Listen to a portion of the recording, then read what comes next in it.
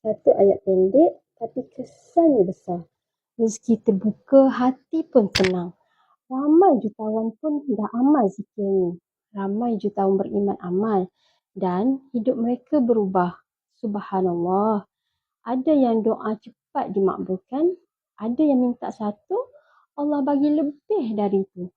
Kadang Allah tak bagi terus. Sebab dia nak bagi yang lebih baik.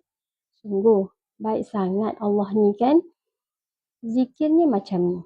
Hasbiyallahu la ilaha illa wa alaihi tawakkaltu wa huwa rabbul arsyil azim. Zikir ni cuma diamalkan 7 kali je setiap hari. Dengan yakin, dengan harapan. Tak kisahlah siapa kita.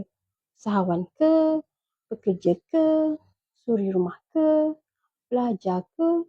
Zikir ni untuk semua yang nak perubahan dalam hidup. Kalau korang belum amal, jom kita mula sama-sama hari ni. Kalau dah amal, bantu sebarkan ramai lagi yang perlu tahu. InsyaAllah, dengan izin Allah, pasti jadi.